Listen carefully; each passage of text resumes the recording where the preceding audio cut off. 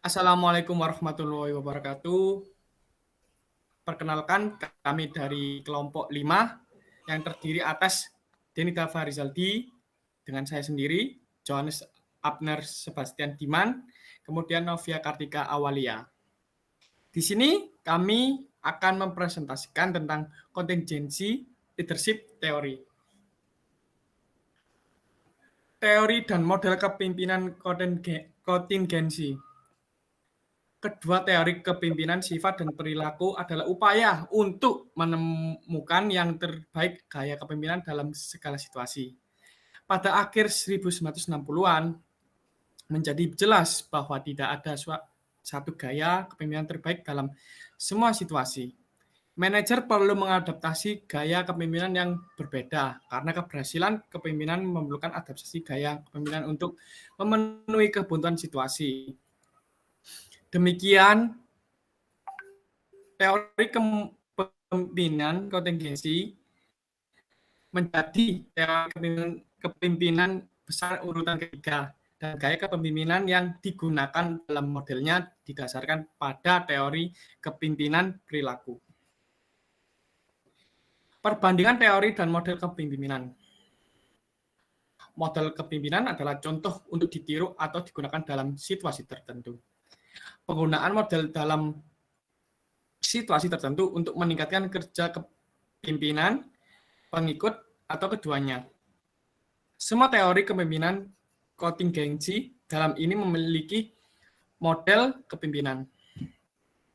Teori kepemimpinan adalah penjelasan yang lebih panjang yang menjelaskan variabel dan gaya kepemimpinan yang akan digunakan dalam situasi kontingensi tertentu. Teori kontingensi dan model variabel. Kontingensi berarti satu hal bergantung pada hal-hal lain. Dan agar seorang kepimpinan menjadi efektif, harus ada kesesuaian yang tepat antara perilaku dan gaya kepimpinan dengan pengikut dan situasinya. Penelitian terbaru mendukung bahwa posisi nomor 1 dan nomor 2 adalah organisasi sering kali memerlukan tipe pemimpin yang sangat berbeda.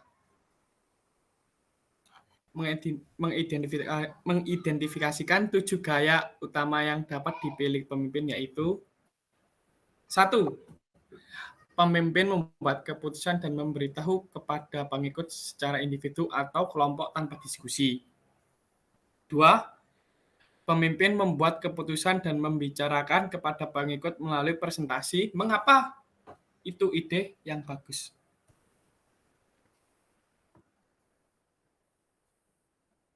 Lalu Kemudian selanjutnya, saya dilanjutkan oleh teman saya.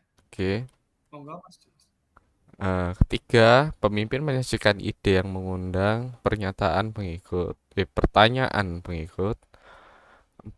Pemimpin menyajikan keputusan belum pasti yang dapat berubah. 5. Pemimpin menyajikan masalah, memberikan solusi yang disarankan dan membuat keputusan. 6. Pemimpin memberikan batasan dan meminta pengikut untuk membuat keputusan. 7. Pemimpin mengizinkan pengikut untuk membuat keputusan berkelanjutan dalam batas yang ditentukan. Dalam tindak lanjut tahun 1986 oleh Tannenbaum dan Smith untuk memastikan artikel asli mereka tahun 1958 dan tahun 1973, mereka merekomendasikan bahwa satu pemimpin menjadi anggota kelompok ketika membiarkan kelompok membuat keputusan. Pemimpin dengan jelas menyatakan gaya otoritas pengikut yang digunakan. Pemimpin tidak mencoba mengelabui para pengikutnya agar berpikir bahwa mereka membuat keputusan yang sebenarnya dibuat oleh pemimpin. 4.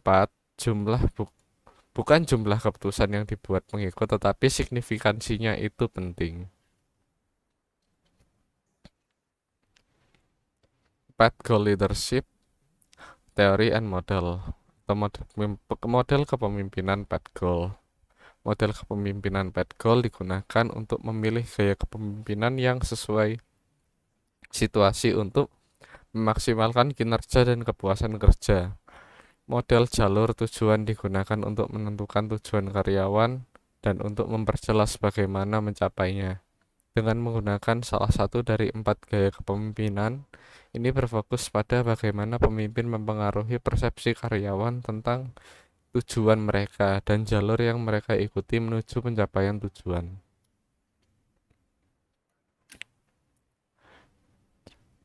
Gaya kepemimpinan direktif.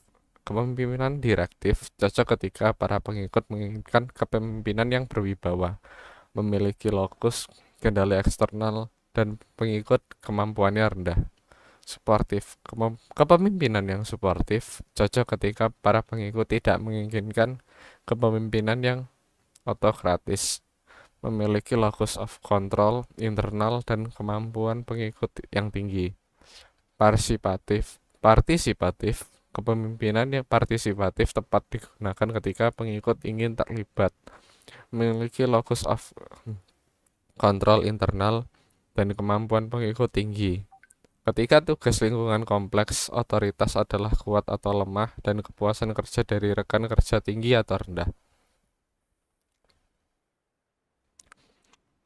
Gaya kepemimpinan berorientasi pada prestasi.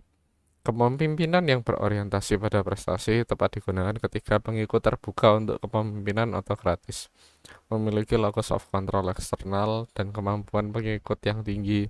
Ketika lingkungan tugas sederhana, otoritas kuat, dan kepuasan kerja dari rekan kerja tinggi atau rendah. Baik, yang selanjutnya tentang putting the behavior and contingency leadership theory together. Ada dua model, yaitu prescriptive model dan descriptive model. Model kepemimpinan kontingensi dan model kepemimpinan normatif adalah model preskriptif. Model kepemimpinan preskriptif ini memberitahu pada penggunanya dengan tepat gaya kepemimpinan mana yang akan digunakan dalam menghadapi situasi tertentu. Lalu kontinum dan model kepemimpinan path goal atau jalur tujuan adalah model deskriptif, di mana model kepemimpinan deskriptif ini mengidentifikasi variabel kontingensi dan gaya kepemimpinan tanpa menggunakan gaya mana yang akan digunakan dalam situasi tertentu. Dengan kata lain, pengguna model deskriptif lebih memilih gaya yang sesuai berdasarkan penilaian mereka sendiri. Lalu leadership substitutes theory. Pengganti kepemimpinan mencakup karakteristik bawahan, tugas, organisasi yang menggantikan kebutuhan pemimpin, atau menetralisir perilaku pemimpin.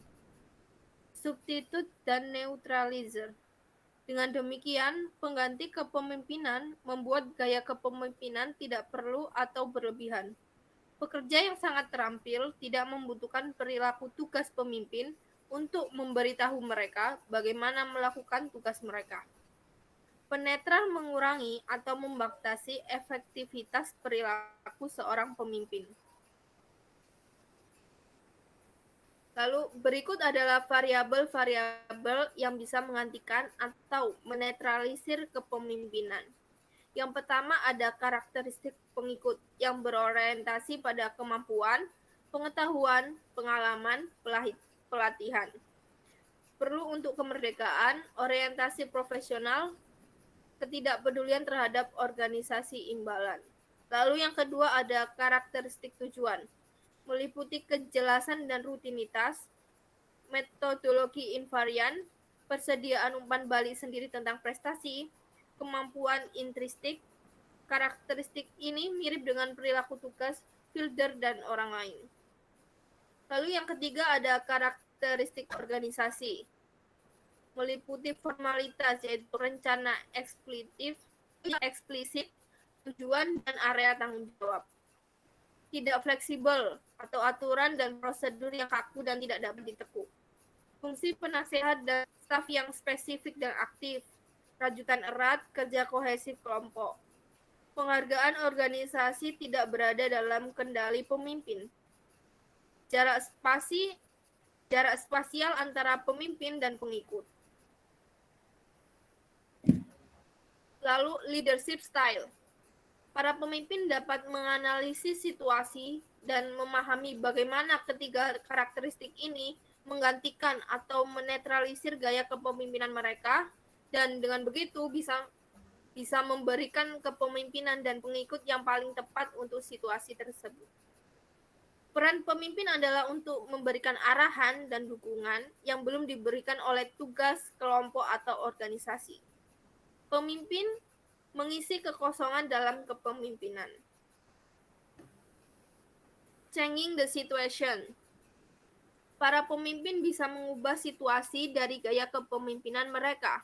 Dengan begitu, pengganti kepemimpinan dapat dirancang dalam organisasi dengan cara untuk melengkapi kepemimpinan yang ada, untuk bertindak dalam ketidakhadiran kepemimpinan, dan sebaliknya memberikan alternatif kepemimpinan yang lebih komprehensif.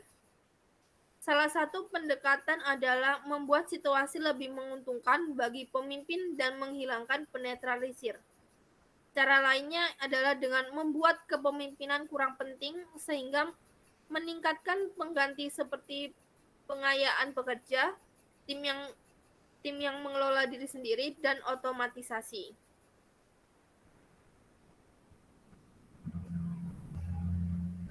Demikian pembahasan kami mengenai contingency leadership theories. Mohon maaf apabila ada kesalahan kata maupun perbuatan. Semoga bermanfaat. Wassalamualaikum warahmatullahi wabarakatuh.